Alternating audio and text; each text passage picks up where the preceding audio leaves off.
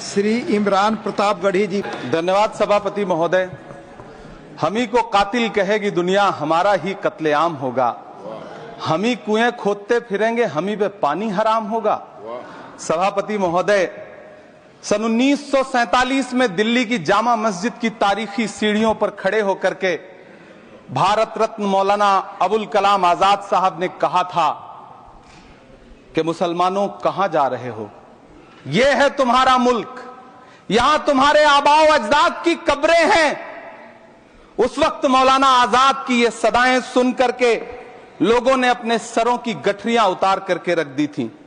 आज उसी दिल्ली में मौजूद देश की संसद में एक बिल आया है जो हमसे उसी जामा मस्जिद की सीढ़ियों के सबूत मांगेगा, जो उन्हीं सीढ़ियों के पास अपनी कब्र में सोए हुए मौलाना आजाद को फिर से कब्र से सदा देनी पड़ेगी कि ये जो कब्र है वो मेरी कब्र है, ये किसी सरकार की जागीर नहीं है। सभापति महोदय, मैं जहां खड़ा हूं इसी संसद भवन के सामने सड़क के उस पार अपनी कब्र में सोए हुए भारत के पूर्व राष्ट्रपति फखरुद्दीन अली अहमद की कब्र है। शायद अब उस कब्र से भी सदाएं आए कि ये कब्र मेरी कब्र है, ये सरकार की जागीर नहीं है।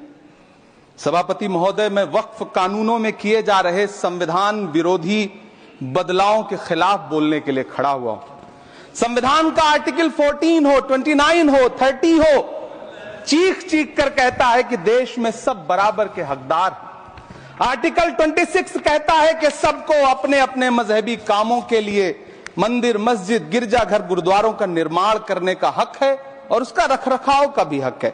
लेकिन डॉक्टर बाबा साहब अंबेडकर के संविधान को हर दिन कुचलने वाली ये सरकार देश के मुसलमानों से नफरत में इतनी अंधी हो गई है कि खुलेआम देश की संसद में देश सरकार के माइनॉरिटी मिनिस्टर साहब और होम मिनिस्टर साहब झूठ बोलते हैं और देश को गुमराह करते हैं, झूठ शब्द असत्य बोलते हैं। सरकार ने इस बिल का नाम उम्मीद रखा है। मंत्री जी कल से इसे देश के मुसलमानों के लिए नई उम्मीद बता रहे हैं। नहीं मंत्री जी, न तो यह बिल मुसलमानों के लिए नई उम्मीद है और न ही उम्मीद की नई किरण। सभापति महोदय, भाजपा ने पूरे देश में वक्फ के नाम पर कई सारे झूठ फैलाए हैं। आइए आज उनकी सच्चाई पर बात करते हैं। वक्फ ट्रिब्यूनल को ऐसे बताया जाता है जैसे वक्फ ट्रिब्यूनल कोई मजहबी खाप पंचायत हो। सभापति महोदय, जबकि सच्चाई यह है कि वक्फ ट्रिब्यूनल भी तो सरकारी न्यायिक विभाग है जिसमें सरकार द्वारा नियुक्त जज होते हैं, जिसमें प्रशासनिक अधिकारी होते हैं, कहीं ऊपर से थोड़ी आ गए। सभापति महोदय, देश के गृह मंत्री जी ने इसी सदन में कहा कि वक्फ ट्रिब्यूनल के फैसले के खिलाफ कोई कोर्ट नहीं जा सकता, जबकि सच यह है कि वक्फ एक्ट 1995 की धारा 83(9) के तहत हाई कोर्ट वक्फ ट्रिब्यूनल के फैसले की न सिर्फ समीक्षा कर सकता है बल्कि उसे बदल भी सकता है। सच तो यह है कि वक्फ बोर्ड खुद अपनी जमीनों के लिए कई सारी कोर्ट में मुकदमे लड़ रहा है। सभापति महोदय, दिल्ली की जिन 123 संपत्तियों को लेकर कल माइनॉरिटी मिनिस्टर, होम मिनिस्टर साहब और अभी आदरणीय नेता सदन बात कर रहे थे, आइए उनकी सच्चाइयों पे भी बात करते हैं। 1911 में जब अंग्रेजी हुकूमत ने कोलकाता के बजाय दिल्ली को राजधानी बनाने का फैसला किया तो रायसीना हिल्स के चारों तरफ जो मुसलमानों की ढेर सारी जमीनें थी उनको एक्वायर किया गया और लुटियन को इसकी तामीर की जिम्मेदारी सौंपी गई। सेंट्रल विस्टा की तरह लुटियन जोन का मेगा प्लान तैयार हुआ, लेकिन उस वक्त के मुसलमानों ने उस वक्त की अंग्रेजी हुकूमत से अपनी इबादत गाहों को बचाने के लिए लड़ाई लड़ी। मामला ब्रिटिश गवर्नमेंट तक पहुंचा। तब यह तय हुआ कि वो जो धार्मिक स्थल हैं उन्हें जस का तस रहने दिया जाएगा। इंडिया गेट के बगल वाली मस्जिद हो, जाप्तागंज, सुनहरी बाग मस्जिद हो, पार्लियामेंट रोड वाली मस्जिद हो, ऐसी 123 संपत्तियों के मैनेजमेंट के लिए 1913 में मुसलमान वक्फ वैलिडेशन एक्ट बना और उसके बाद एक नया शहर बसाया गया जिसे लुटियंस जोन का नाम दिया गया।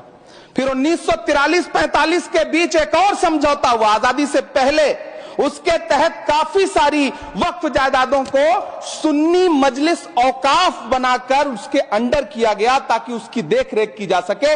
गृह मंत्री जी 2 दिन से सदन में जो बात कह रहे हैं वो दरअसल 123 संपत्तियां उसी सुन्नी मजलिस औकाफ के तहत आती है। सभापति महोदय, आजाद भारत आजाद हुआ। आजादी के बाद भारत में 1954 में वक्फ एक्ट लागू हुआ, जिसकी धारा 9 के तहत 1964 में केंद्रीय वक्फ काउंसिल का गठन हुआ। दिल्ली की वही 123 प्रॉपर्टीज को 1970 में सर्वे गजट करके गजट नोटिफाई किया गया। इसके निपटारे के लिए पूर्व प्रधानमंत्री इंदिरा जी के द्वारा 1974 में एक बर्नी कमेटी बनाई गई। बर्नी कमेटी ने 1976 में इन 123 संपत्तियों को दिल्ली वक्फ बोर्ड की संपत्ति होने की रिपोर्ट सौंपी। उस रिपोर्ट के आधार पर 1984 में कांग्रेस सरकार ने उन 123 प्रॉपर्टीज को दिल्ली वक्फ बोर्ड को सौंपने का फैसला किया, जिसके खिलाफ विश्व हिंदू परिषद कोर्ट गई। मामला 2011 तक पेंडिंग रहा। फिर 2011 में कोर्ट ने सरकार को आदेशित किया कि इसका निपटारा करो। तब 2013 में तत्कालीन यूपीए सरकार ने दिल्ली की उन्हीं 123 जायदादों को बर्नी कमेटी की सिफारिशों के मुताबिक वक्फ बोर्ड के हवाले किया। यही वो प्रॉपर्टीज हैं जिनके नाम से गृहमंत्री जी कल से कांग्रेस को कोस रहे हैं। फिर आई 2014 में भाजपा की सरकार, जो तब से इन जमीनों को हड़पने की साजिश कर रही है।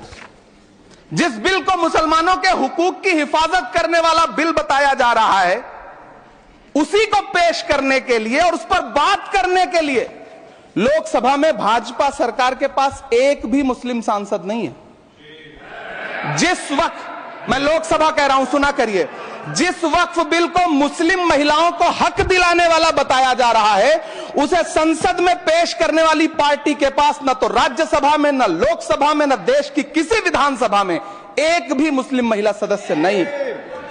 कल किरण रिजिजू जी कह रहे थे कि रेलवे की जमीनें देश की जमीनें हैं, डिफेंस की जमीनें देश की जमीनें हैं। हां मंत्री जी, हैं, बिल्कुल हैं। ये जो वक्फ की जमीनें हैं, ये हमारे पुरखों ने धार्मिक कामों के लिए डोनेट किया है, तो हम भी तो इसी देश के नागरिक हैं, हम भी तो इसी देश के बेटे हैं, तो वक्फ की जमीनें भी तो इसी देश की जमीनें हैं। उनको पराया क्यों बोलते हैं आप? सभापति महोदय, अशफाकुल्लाह खान जब फैजाबाद की जेल में फांसी के फंदे पर झूल रहे थे, तो इसी देश की जमीन के लिए झूल रहे थे ना।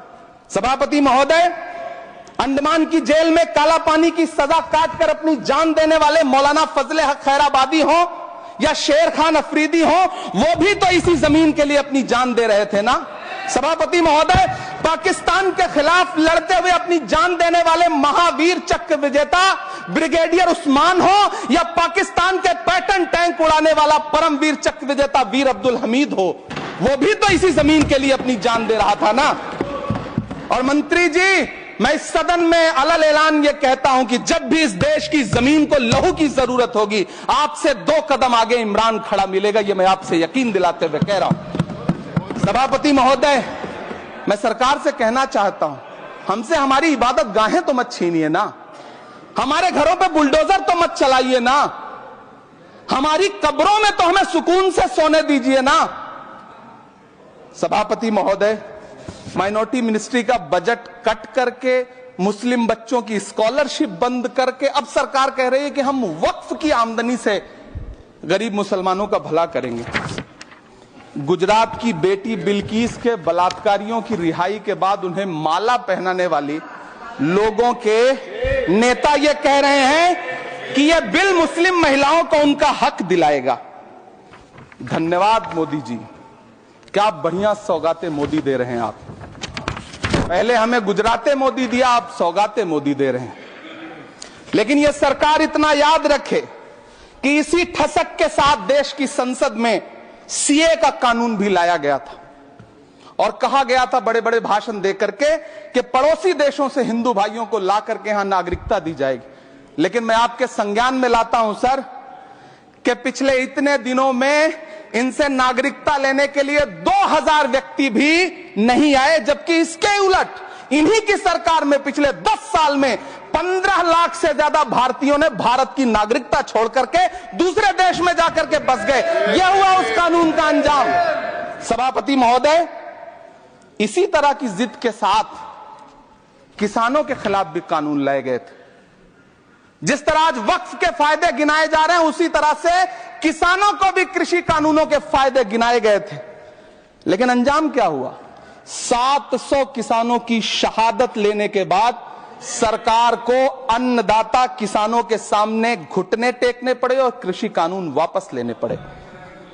जिल्ले इलाही, जमहूरियत जो है वो नफरत और ठसक से नहीं चलती है, अकड़ से नहीं चलती है। उसमें सबकी हिस्सेदारी जरूरी है।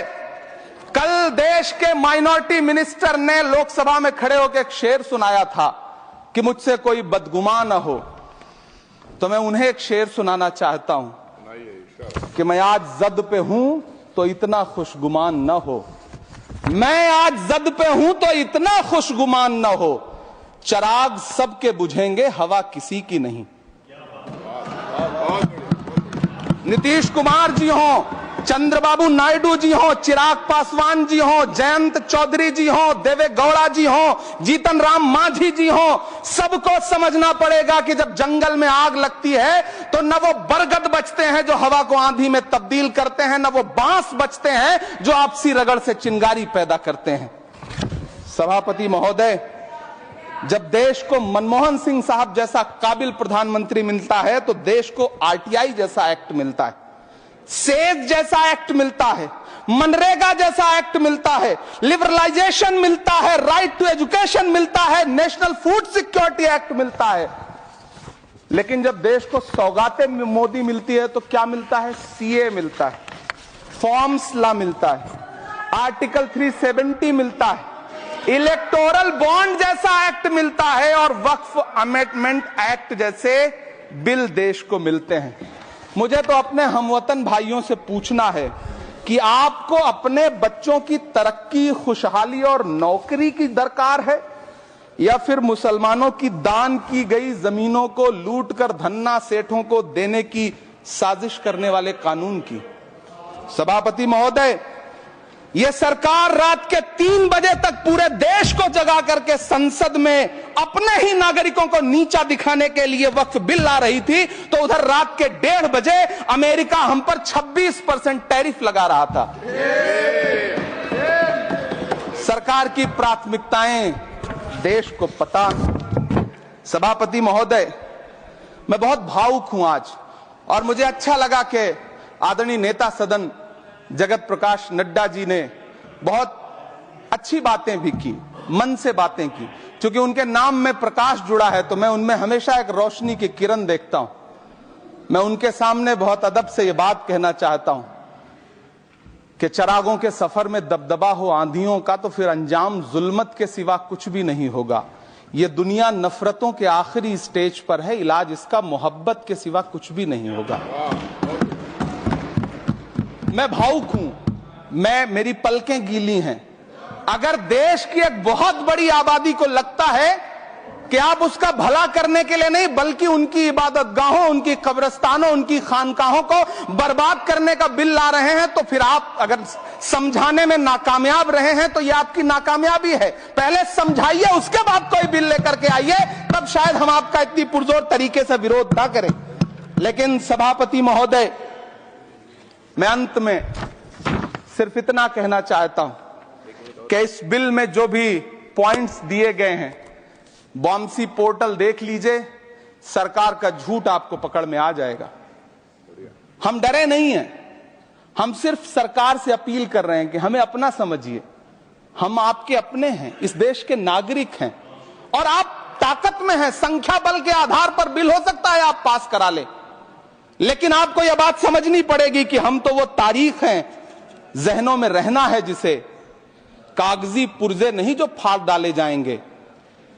जिस जमीन पर मैं खड़ा हूं ये मेरी पहचान है। आप आंधी हैं तो क्या मुझको उड़ा ले जाएंगे? आपको यह बात समझनी पड़ेगी। आपको अगर इतना विपक्ष की तरफ से पहले जेपीसी में इतने सारे पॉइंट्स आए और उसके बाद कल से लोकसभा में और राज्यसभा में सुझाव आप सुनने को तैयार नहीं है, लोगों की शंका को दूर करने के बारे